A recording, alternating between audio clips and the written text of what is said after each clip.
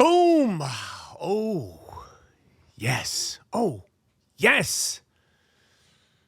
Have no fear. The I Am Rapaport Stereo Podcast is here. Welcome to the Iron Dome of Disruption. Welcome to the Zickety Zone of Disruption.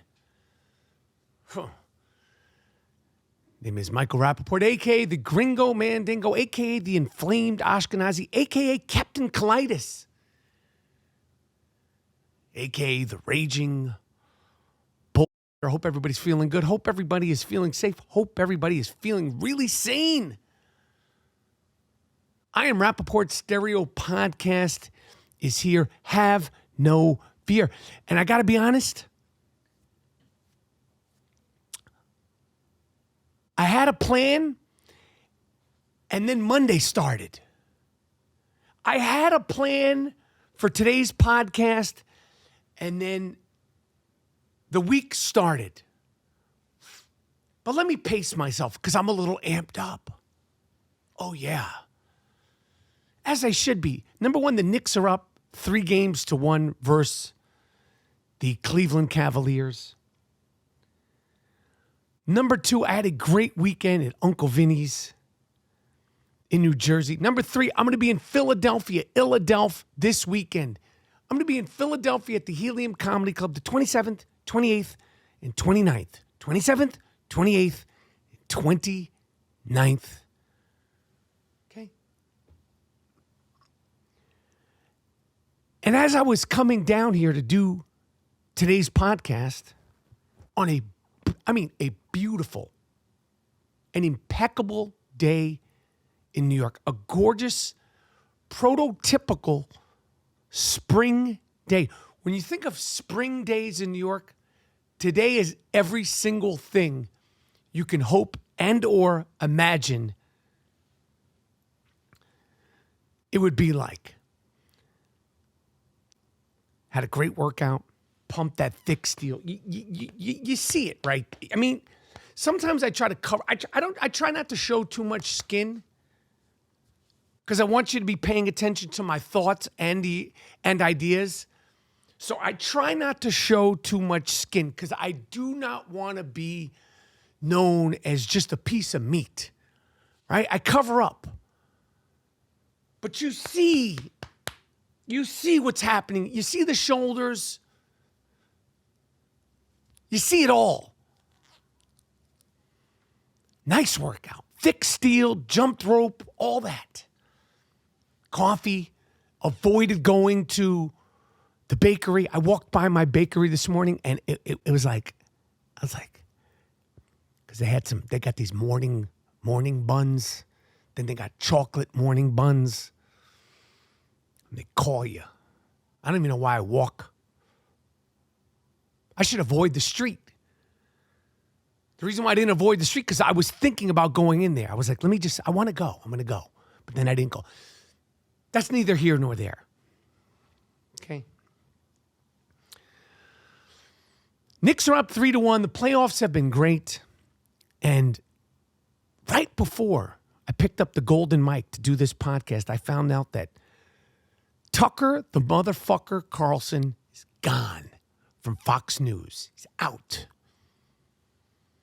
I believe this cocksucker has the highest rated cable news program, Tucker Carlson. And I understand why. This guy's a lying buffoon, just a lying, maniacal fuck with Trump derangement syndrome.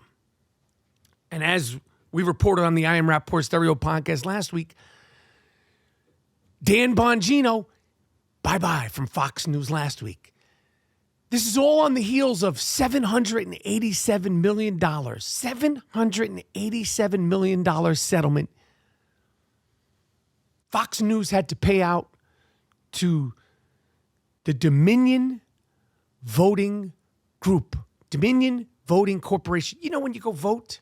The little booths. Some guy created a great business.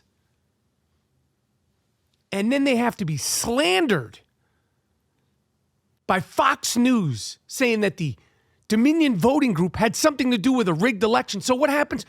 They fucking sued him. And instead of going to court and fighting for what they thought or what they knew was right, they settled the fuck out because they knew it was all wrong.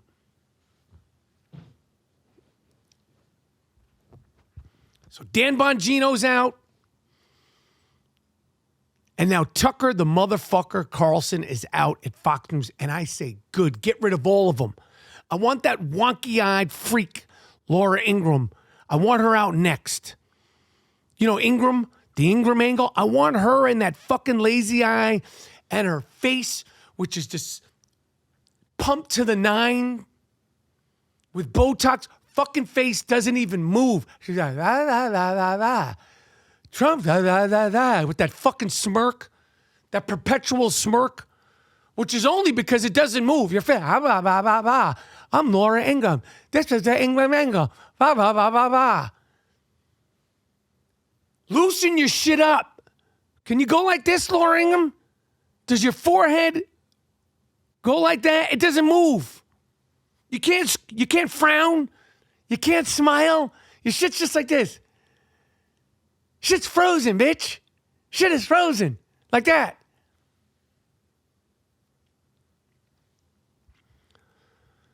Anyway, Tucker Carlson's the leader of the pack, and he's gone. And allegedly, a friend told me, I got this from Trump. He does this all the time. This is how you face no consequences. You go, a friend told me, I heard. Well, a friend told me that he allegedly heard that the reason why Tucker the motherfucker Carlson is also leaving Fox News is because of the Dominion voting settlement of $782 million. Allegedly. That's what I heard. That's what a friend told me. And I say, good, you fuck. This is not news. And I'm not saying CNN is unbiased news, but Fox News is not fucking news. We ain't talking about CNN right now. We're talking about Fox News. They're the ones who had to settle $788 million, not CNN. Okay? Don Bongino, Tucker the fucker, Carlson. Sean Hannity, you're next, you fuck. Watch your mouth. Watch your fucking... That's what it all comes down to. Watch your fucking mouth. You can't just be saying everything and anything and call yourself a news station, a news broadcast.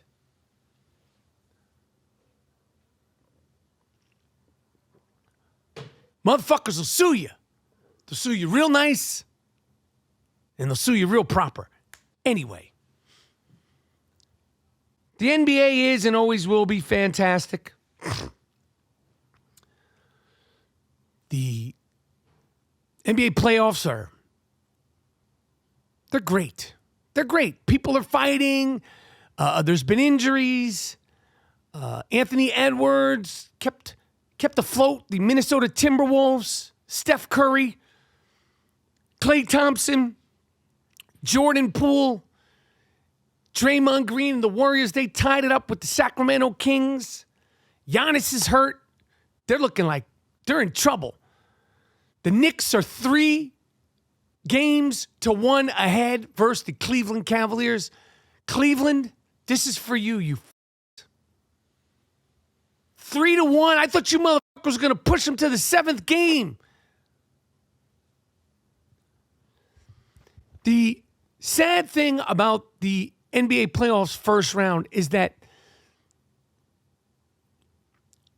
the word that has been used the most during the playoffs is groin, private parts, penis, Johnson, and Jules.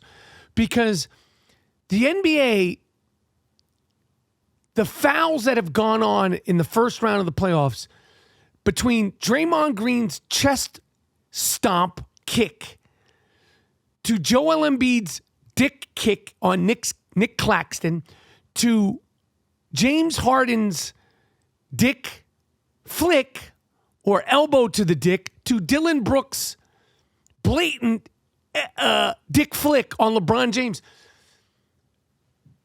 The amount of times this has been discussed in the last week and a half is embarrassing. If you're an NBA fan, last week listen to Stephen A. Smith, Kenny, Charles, Shaq, Skip Bayless, Shannon Sharp, Frank Isola, and every other NBA analyst and correspondent.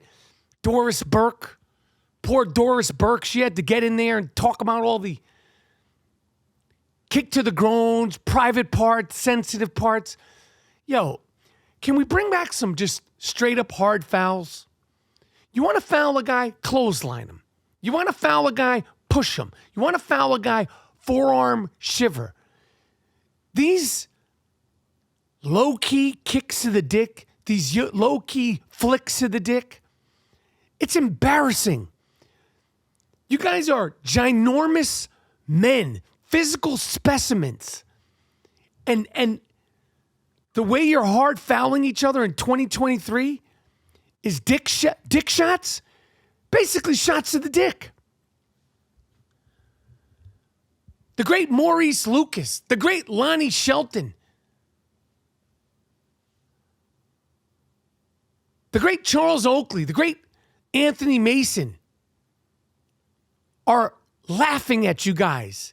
You want to make a hard foul? Make a blatant hard foul. But literally, this is the entire conversation was last week. I had to turn it off. And I love NBA banter. I love NBA discussion, NBA debate. But like I literally had to turn it off. I was like, what are we talking about here? Is Dylan Brooks going to be suspended for him hitting LeBron James in the dick? Is Joel Embiid going to be suspended for kicking Nick Claxton in the dick? Should James Harden have been thrown out of the game for elbowing or flicking so-and-so? What is this? Is this gay porn?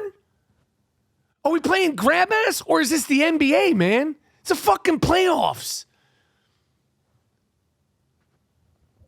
You got a problem with a guy. You want to make a hard foul? Make a hard foul like a fucking man.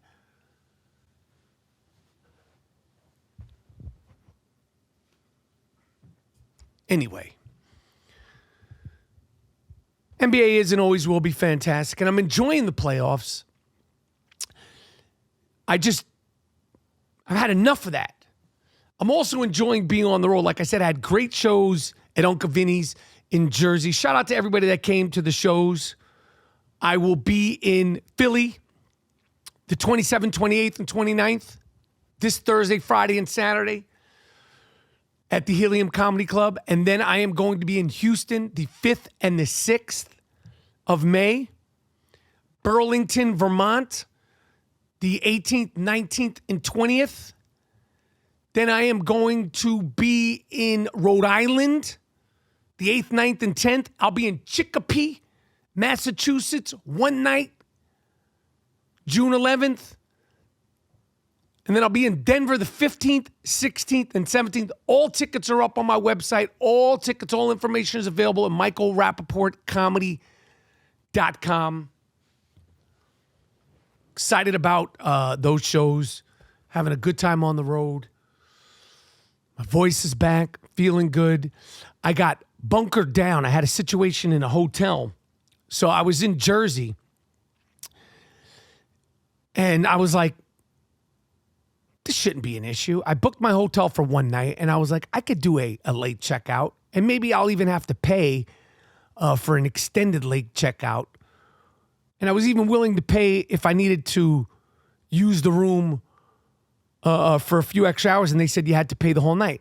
So I booked the room for one night. The next morning I get up at 11 and they go, are you checking out? I go, I ain't checking out. I'm going to get some coffee. They go, well, you need to check out at 1 p.m.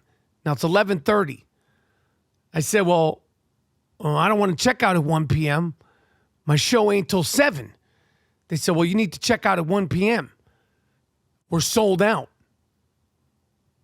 Literally had just gotten up. I said, okay. I'll be right back.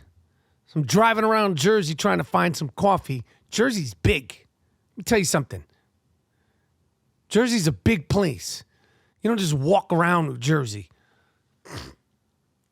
Unless you're in one of these towns or something like that. Anyway, I get my coffee and I'm coming back into the hotel. And unbeknownst to me, when I'm coming back into the hotel, I leave my phone in my car. I'll get to that later. But I put my hoodie on. I go, I'm going to go in my room and I'm going to bunker the fuck down. I'm not checking out at 1. I'm not checking out 6 hours before my show. I got a show at 7:30. I just got up. I'm not leaving the fucking... You're sold out? We're in the middle of nowhere. I'm in the Jersey Shore. It's a random Saturday. The hotel... So it's not like the Four Seasons. It's a nice hotel. And full transparency, when I checked in, they were like, oh, we're big fans. Wendy Williams this. Can you take a selfie? Yada, yada, yada. Next day, they're like, you got to leave. I go, okay, I'll see you. I walk in the hotel room. And I go, this is going to be a standoff. They're going to have to smoke me out. I'm not just leaving the fucking room. I'm not just, I don't know, what am I going to do? Stay in my car for 5 hours? Like, I want to, like, go get some food or something like that. But I'm not killing 6 hours on a Saturday. There's games on.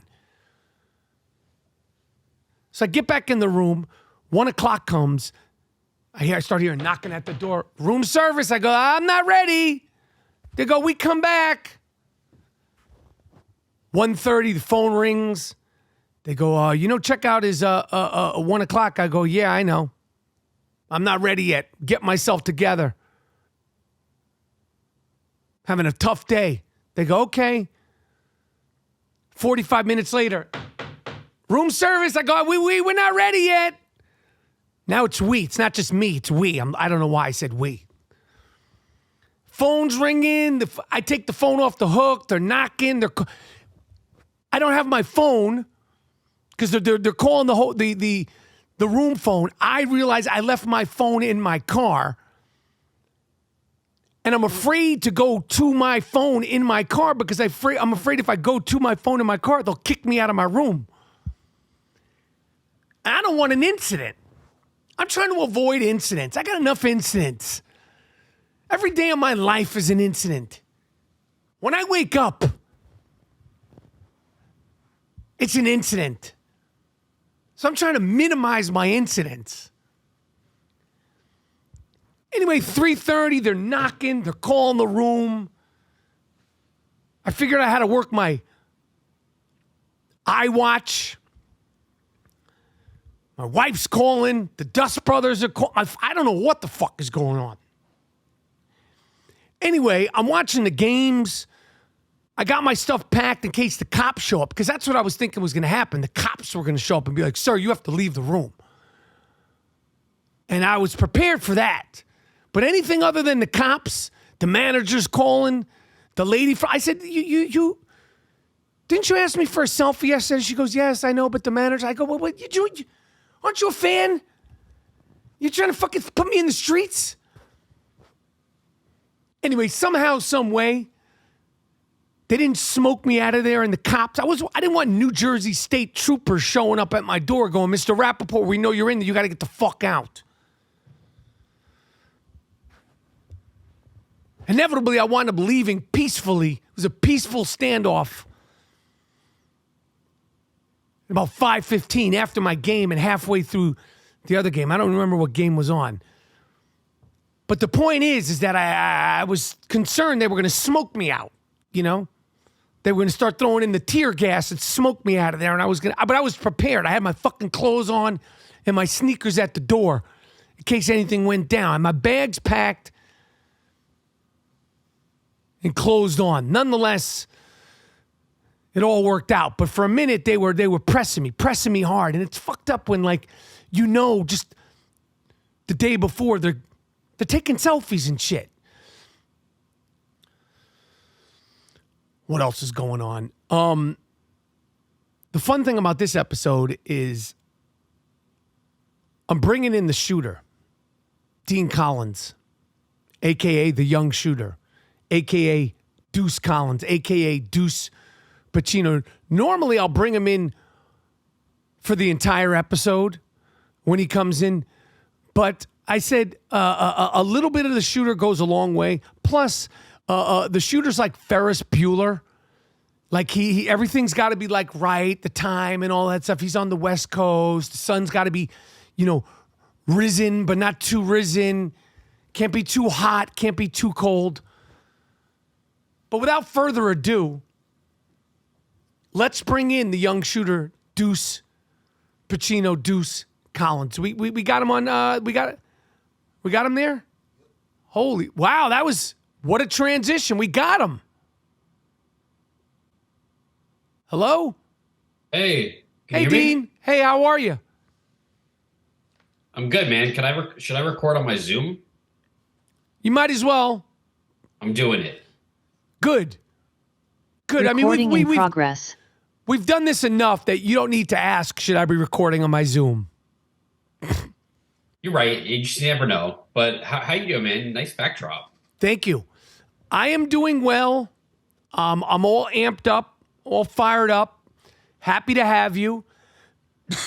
And normally I ask you, what have you been doing? What have you been watching? But I'll just jump right into this.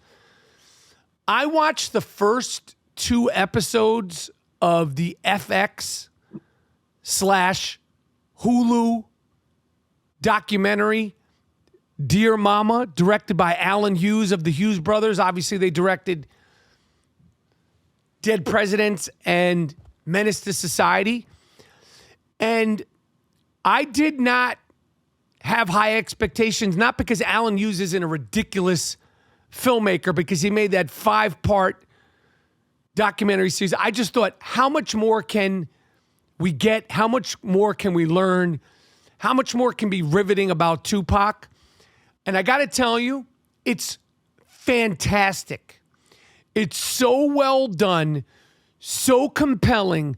The filmmaking and the storytelling and the things he did with music and the way he just broke down every little bit of his life thus far and his mother's life, Afeni Shakur, who I knew about, but I didn't know the details about just all the stuff she had been into as a Black Panther.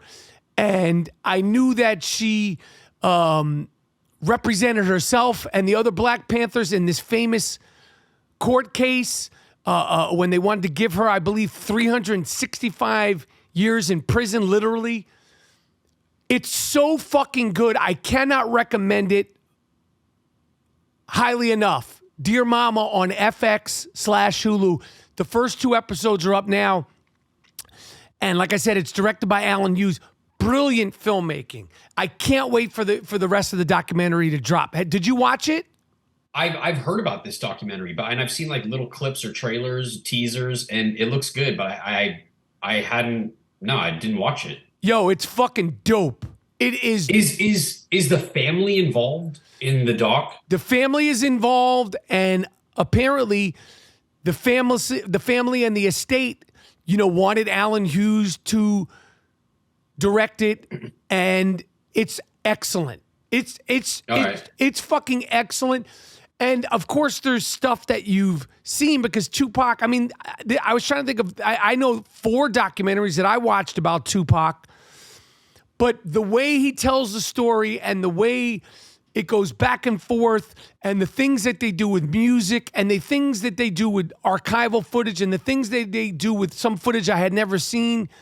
And I'm a big Tupac fan. It's excellent. I mean, it was all right. Really, really, really good filmmaking. Great documentary. And like I said, it's 5 parts. And I really would love Alan Hughes on the podcast, because I would love to talk to him about just how he went about doing it. It's really fucking good. You should definitely take a look at it. And anybody who is curious or was thinking the same thing like I thought, trust me, it's well worth watching it. Well, that's a rave review. I mean, you sound like really passionate about it. I got to check it out. Thank you. You sound pretty passionate yourself too, man.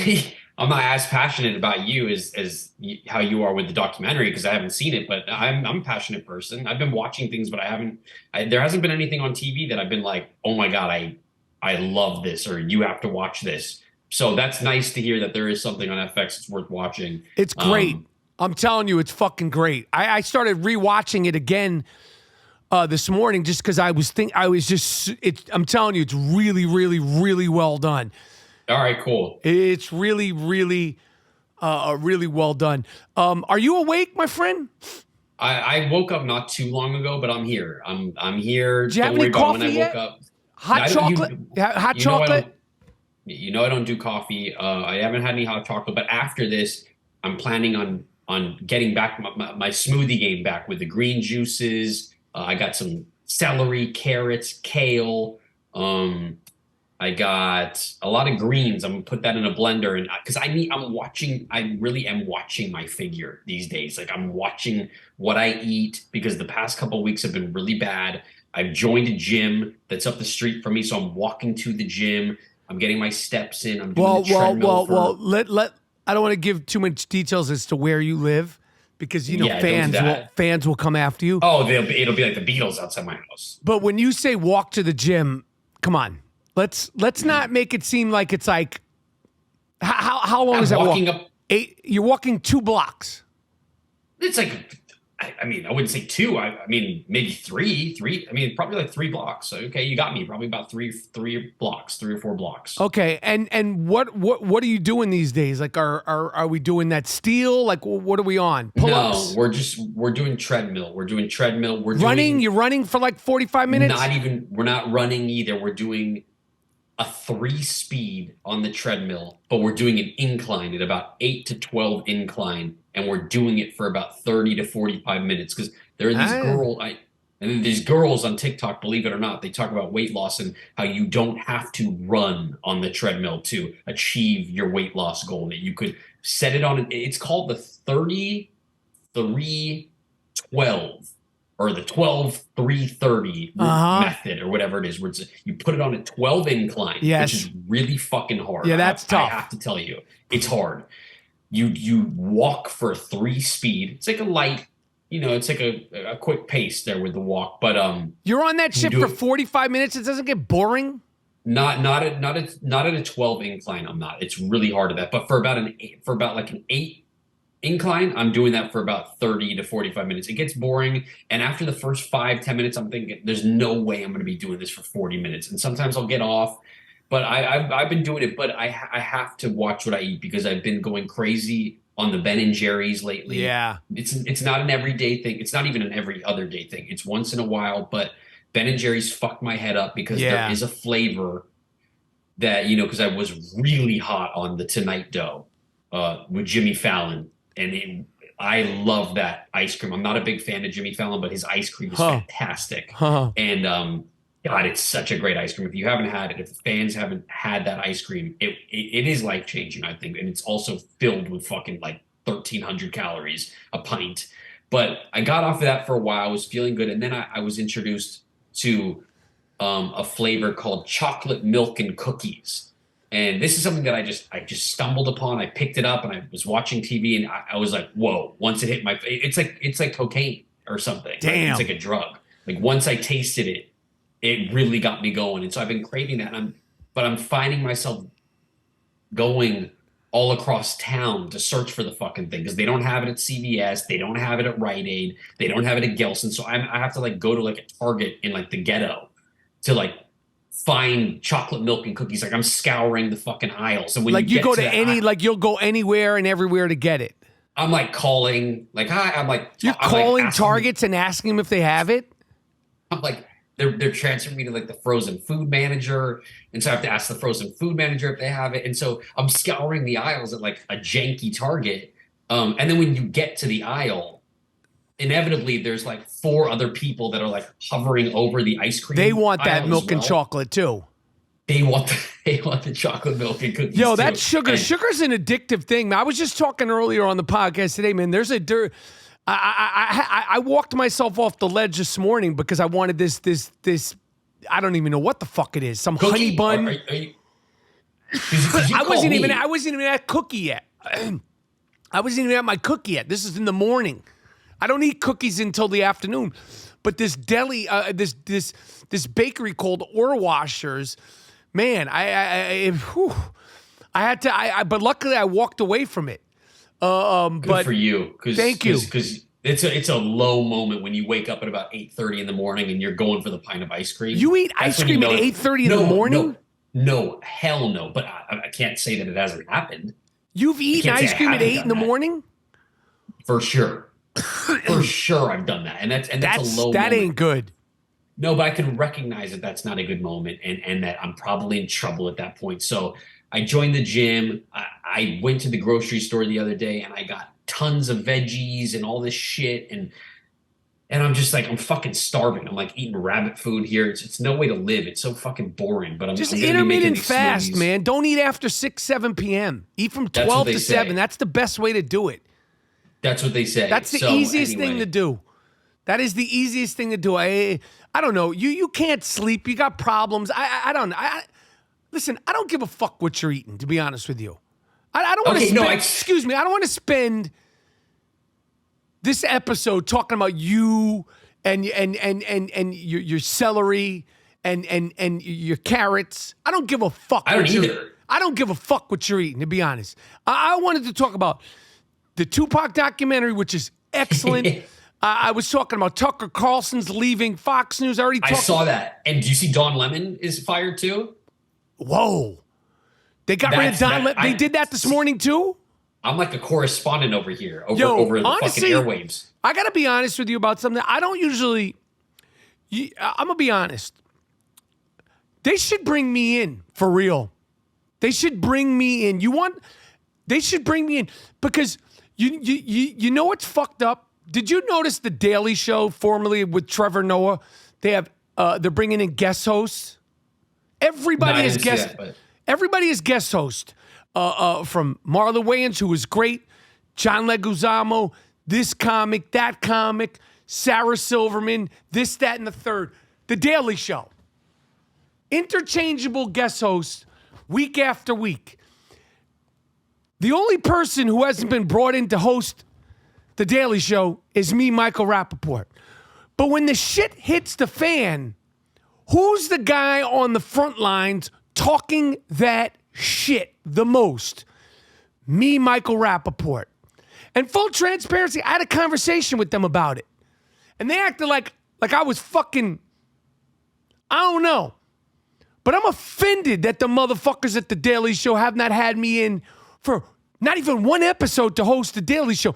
But now you're getting rid of Tucker Carlson, Don Lemon, and all them. Because you know why?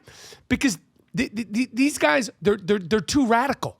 Don Lemon is a Jack faker, and Tucker Carlson is a complete Jack faker. And I didn't know that they got rid of Don Lemon this morning. That's breaking news. After 17 years, fired from CNN. Well, he said that wild shit about the women and all. Wow, 17 years.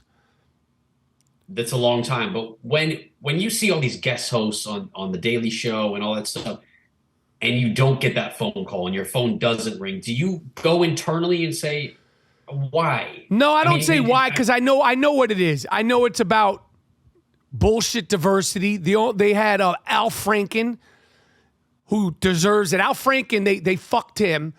I know what it is. I know what it is. Yeah, what is it? It's some bullshit diversity shit. It's like, it's just some bullshit. But they need an Ashkenazi Jew on that show. That's what I'm saying. Does the Daily Show hate Jewish men?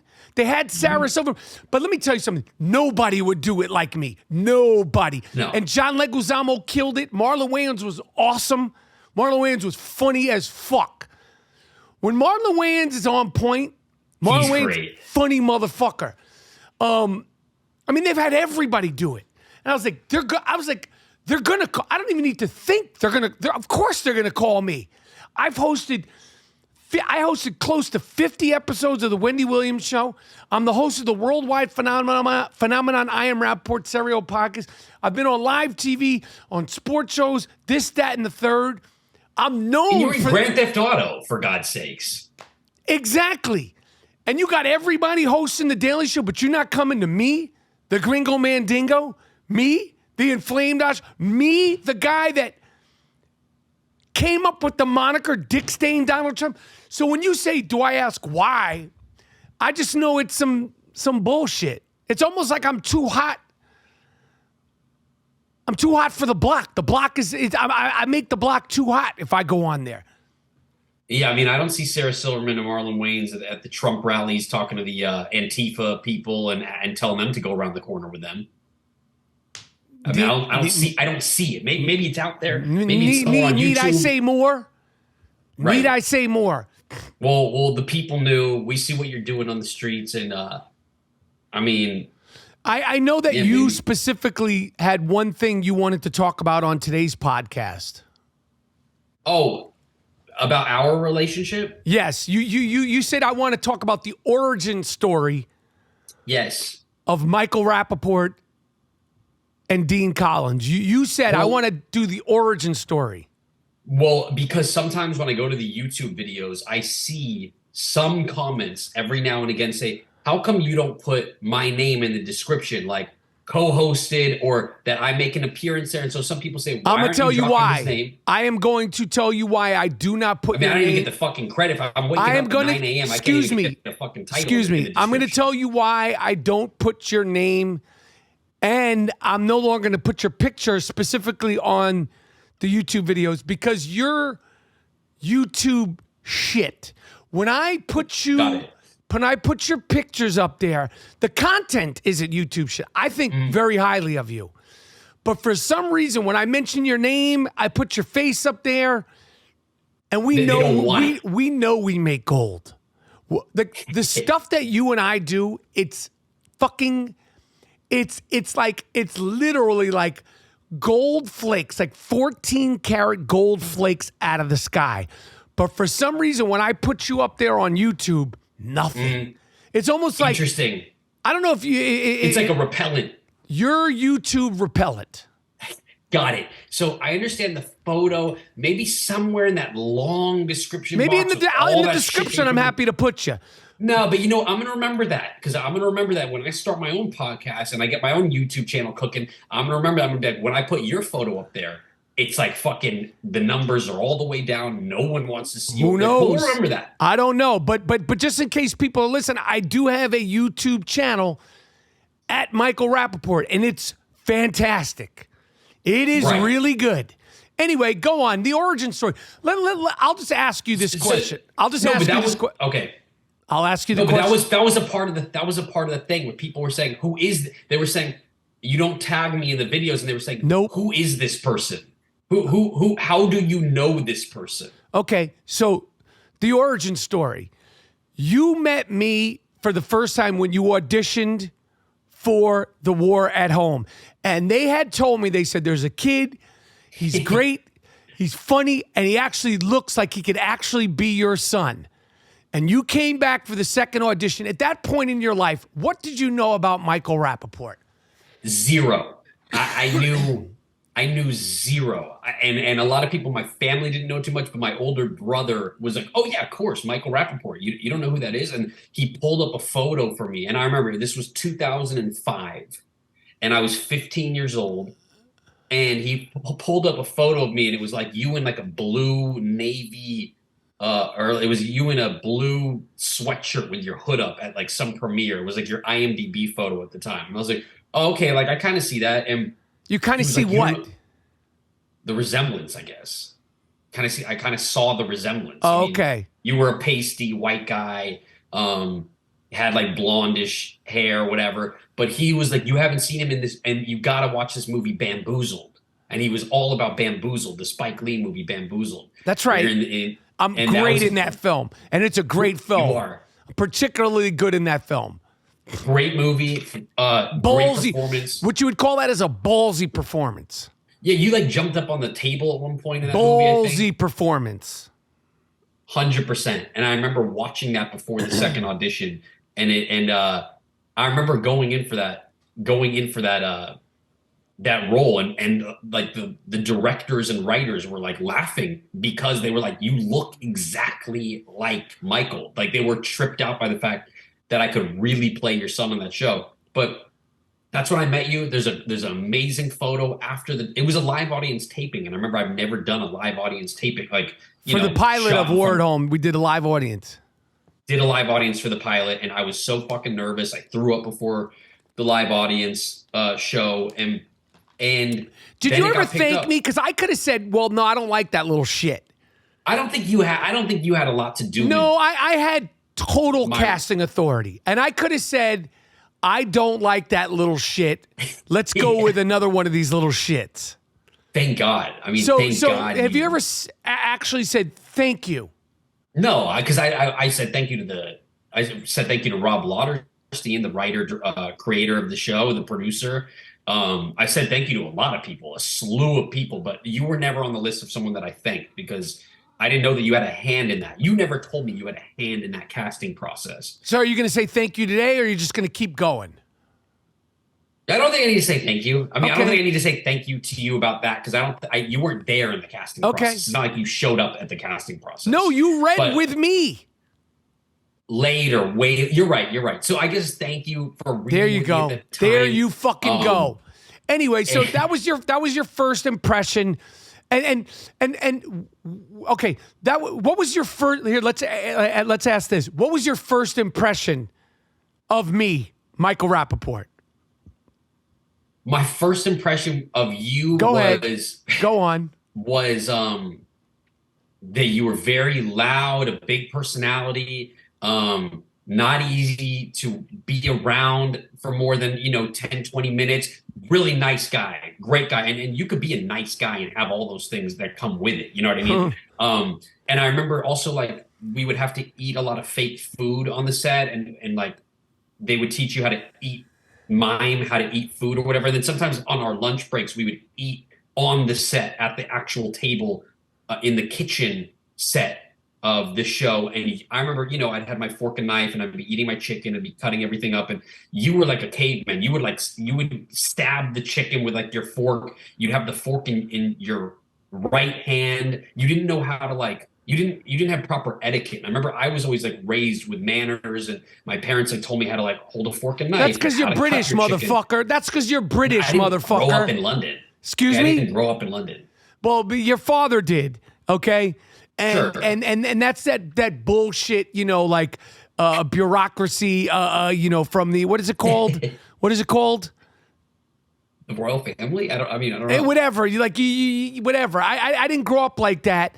And my brother eats correctly, and I'm ambidextrous. That's why I cut with my right hand and then also eat with my right hand. So I don't. But what is the chewing with your mouth open? Where does that come into the ambidextrous part of it? Don't worry about that.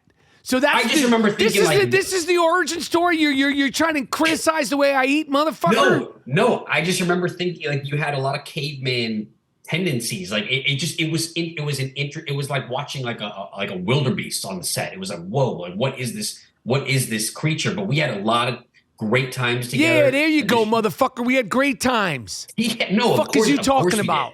You're talking about first impressions. Well, you said you wanted to tell the origin story like it was fucking Spider-Man and Batman and shit. That's good. Well, but no, and there's an amazing photo of me and you. I remember after the taping, I was actually like nervous to get a photo with you after the show ended. I was like, I'm gonna knock on his door. Maybe I can get a picture with him, just for keepsake. And I remember knocking on your door with my mom, I think, and she took a photo of us, and I gave a thumbs up in every fucking photo in 2005. 2005 was like my year of just putting the thumbs up. And so there's a great photo. I look so young. I'm 15 and we're 20 years apart. Exactly. Damn. So I was 15. Or no. Yeah. I was 15. I was 35. And you were 35. That's crazy. And you know what's crazy? What? I'm going to be 33 next month. So I'm almost close to your age, close to the age that you were when you did the Ward Home, which is mind blowing to me.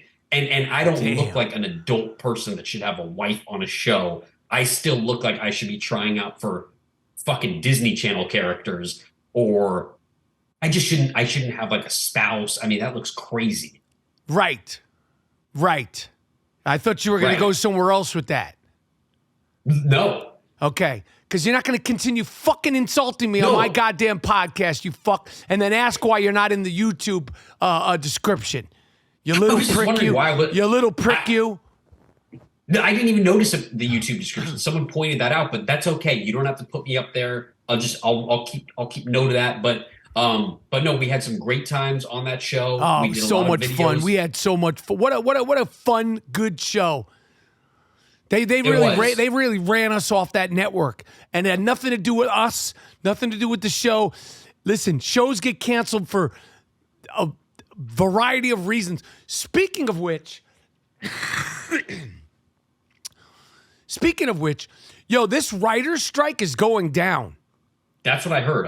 I heard there's like not going to be a lot of work for a lot of people. The writer's strike is going down, and the thing that people are going to notice first is late night TV. Late night TV is going to be pulled off the air. This is effective May 1st. Now, there could be a Hail Mary that stops the writer's strike, but I'd bet the house that the writer's strike is going down. So there's going to be no more late night TV until this is resolved, unless things are already in production. There's not going to be any more TV or movies shot unless they're already in production or the scripts are already submitted, or things are obviously already. There's a bunch of stuff that has already been shot, but it's gonna get ugly. It's going to get ugly, and the reason why this strike is going, it's a variety of reasons, but the WGA, the Writers Guild, a lot of it has to do with streamers and money and streamers, residuals and all that stuff, because when you do a streaming show, unlike a network show, you get paid a flat fee.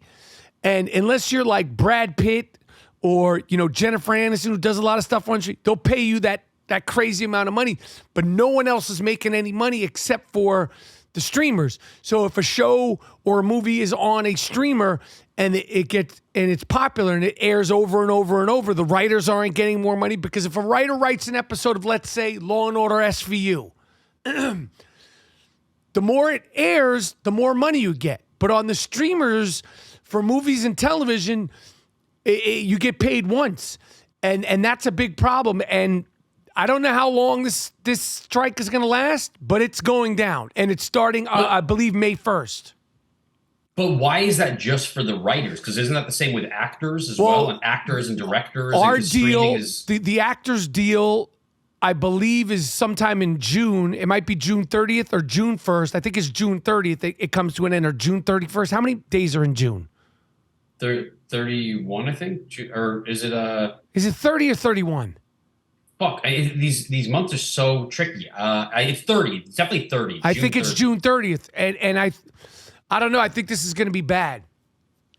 I think it's going to be bad. So if everything's shutting down and there's a crazy strike and there's not going to be a lot of work, are you going to be diving like head into stand-up and like touring and stuff like that? Like, what? Well, I'm continue touring, and then there's a show that I may do that the scripts have already been submitted, because there's like, if the scripts have already been submitted, you can start production on that stuff. Exactly. Right, but then there can't be any rewrites. It's a whole thing. It's going to be messy. It's going to be this strike. If it goes down, and I truly believe it's going to go down, it's going to be messy. Anyway, well, you before we go, you need to like get on some Bo Burnham shit and do your own like late night talk show from your fucking house. Do your own lighting, do your own shit. Is he doing a late night talk show? No, but you know how Bo Burnham did his inside. Right. He did everything himself. Right. He shot it. He did the lighting. Fuck the Daily Show. That's what I'm saying. Fuck the Daily Show. You got everybody and their mother guest hosting, except for the motherfucker who has laid it down the most in the last 5 or 6 years. Fuck the Daily Show. I hate to say it, but fuck the Daily Show. No, there you go. I don't blame you. Ain't the first time I've told somebody to fuck off. Ain't gonna be the last. Right. Anyway, it's been a great podcast. It's an hour-long episode, an hour, 60 minutes of chaos, craziness, and disruption. Anyway, Dean, You got any parting words? The origin story thing just really kind of fell. Well, yeah, we didn't dive into that. I don't think. Well, I don't really, want to dive into it because you once we started, you're like, oh, I'm sitting there, I'm 15, and I'm eating, and you're like chewing with your mouth, like you're going into. It was my. No, but you're going into a weird place. You're putting me in a weird spot when you're saying I'm 15 and I'm eating with you, and you're like, like that's the kind of shit people could get canceled for. Okay, well, I'm not trying to cancel you. Yeah, I think you are trying to cancel me, motherfucker. It didn't sound like you had amazing words for me as a first impression either, motherfucker. So you didn't have anything that great to say about me when you first met me. I mean, what was your first impression of me? We don't have to go back to it, but you just an actor, just a guy, an artist, right? Just a guy. It's a guy who got cast. Lucky enough to be cast as my son. 100%. And I never took that show for granted. I think a lot of people on that show took it for granted. We had the most fun. You and I were having a ball during the War at Home, the now defunct Fox television sitcom. We had a ball. Definitely. And we talked about it before, but you got me into some of the hottest nightclubs in LA when I was 15 years old. Maybe I shouldn't say that on record, but that happened too. And they were like carding people who were almost 21 and like, oh, you're not 21 yet. And I just slid in. I don't know how that happened, but I remember that one time on the dance floor that you and I were both dancing and I was single and you were 15 and we were dancing with some chicks and I high-fived you. That shit was hilarious. We were fucking best friends at that point, and that was a great time. Had some amazing moments. We'll have to dive into that era from 2005 to 2007. But my God, that was a great time. And they need to put those seasons somewhere on streaming, on Netflix, they're so on Hulu, good, wherever. So good because they were originally. But we need to find those, and the people should do some digging and look for those shows because we had a great time shooting it. Came, saw, disrupted. Kiggity came, saw, disrupted. Deuce Collins, Deuce Pacino. I am Rapaport Stereo Podcast. Miles Jordan, take me out of here with something real nice, yes. Take us out of here with something real loud, yes. But most importantly, end this puppy with something real funky. I am Rapaport Stereo Podcast. Tell a friend to tell a friend.